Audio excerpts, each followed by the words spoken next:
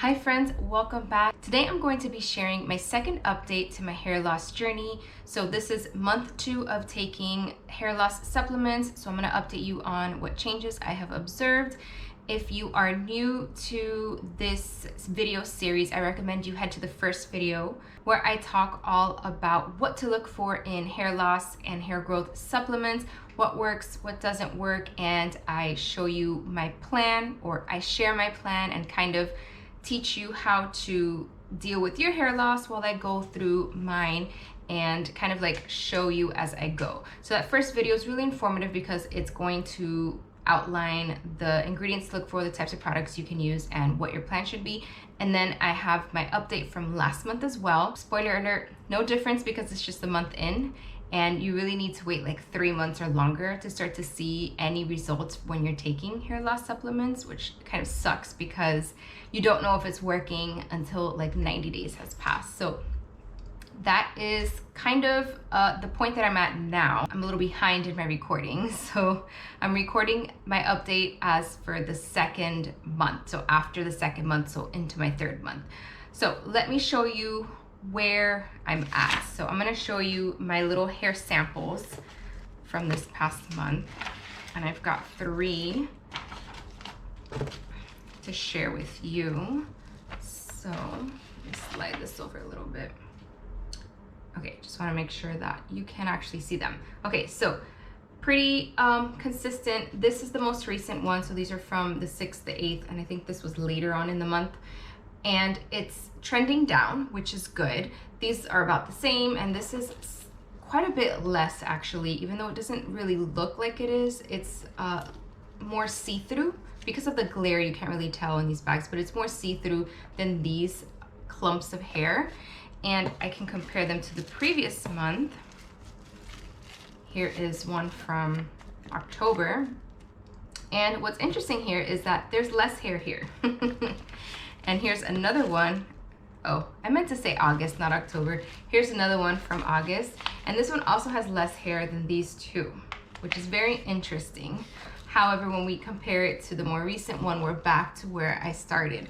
So I don't know what's happening there, but these 2 samples scared me. And I actually had one wash day where I think I had gone like 5 days in between, and I didn't notice because we were traveling and I wasn't paying attention, and I washed my hair and I had a massive clump and I freaked out. I was like, oh my God, I'm losing so much more hair than before. But then I remembered it's been way more time in between wash days. So the samples that I'm collecting are all with 2 days in between wash days so that they're comparable, so we can compare them accurately. And one thing I want to note is that my hair is growing very quickly. So I think that although I'm not getting any new growth yet, because typically new growth takes about 6 months of supplementation to see. So I'm not expecting that. So I'm not having any new growth, and I'm seeing a very minimal difference in shedding. I'll get into that in a bit. But my hair is growing really, really fast. And so it looks like more hair when you ball it up like this. But when I actually count them out, it is just a little bit less than it was before. I counted and I was averaging around 90 to 100 hairs per day, which is normal. Before that, I was averaging around 200 per day, 150 to 200. So it's definitely less than before. I think it doesn't look like less than before because my hair is getting longer, and so the clumps are like, there's more hair in the clumps, but when you actually count out the individual hairs, it's not more. So if you're doing this like I am, then I encourage you to count your hairs at least once a month so that you can get an idea of how many hairs you're losing on average. And remember to think about how many days there are in between your wash. So if you wash your hair on Monday and then you wash your hair again on Thursday and you count how many hairs came out in your wash on Thursday, that's 3 days in between. So you got to count however many. Let's say you had 500 hairs, you're going to divide that by 3, and that's going to give you your average of hairs per day. So that's how I'm calculating it, so I can look at a per day number, because I don't always wash my hair every 2 days or 3 days. It varies. Sometimes I'll even wash it daily.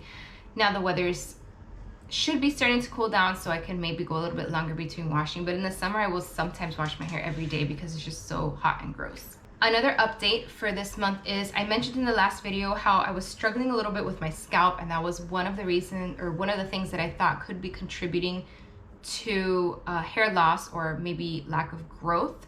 Because remember, if you've got a clogged up scalp full of buildup, you're not going to have healthy hair growing out of there.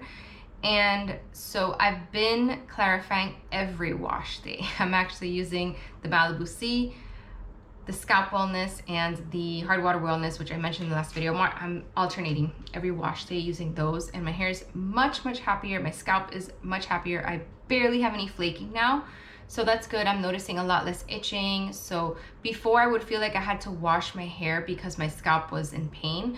I'm not getting to that point now. So that was a sign I was ignoring, that my hair or my scalp needed a stronger shampoo on a regular basis. So things are better in that regard, and I'm sure that that's going to contribute to hair growth in the future. Another thing is I did a couple of protein treatments, which I haven't done in forever because my hair is, really healthy. I don't color treat it. I don't really do anything to it. So I've just been very lazy about treatments, and it definitely doesn't need any moisture. So I do not do deep conditioners or hair masks because it just makes my hair limp, way too soft.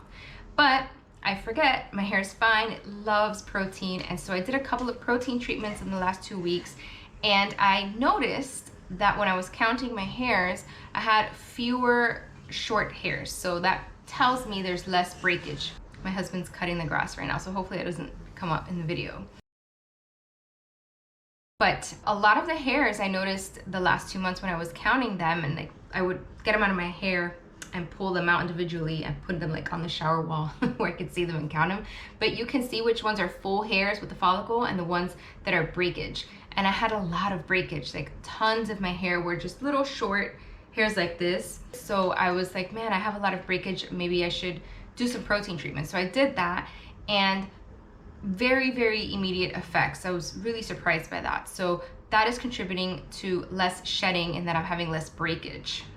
Not exactly shedding from the scalp, but less breakage in my hair, so that will make my hair look fuller. That makes my hair stronger, so it's less likely to break, which means it won't thin out as much as if I wasn't. So another thing is to keep in mind that I should be doing these protein treatments on a regular basis, and that's something I gotta add back into my routine. So I'm gonna do them once a week for now and see how that goes. As far as the supplements, I'm still doing the pills once a day. I am on occasion doing this serum on my scalp. I'm really bad about that. So that is my 2-month update. I will be back in a couple of weeks with my 3-month update because I'm almost there.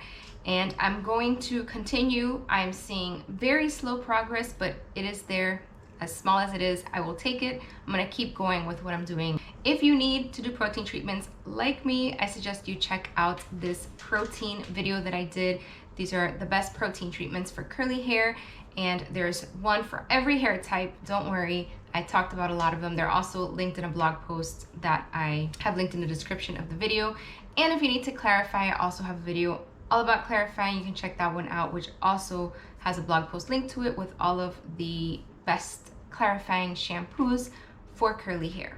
So check out one of those 2 videos, whichever one you need, and I will see you there.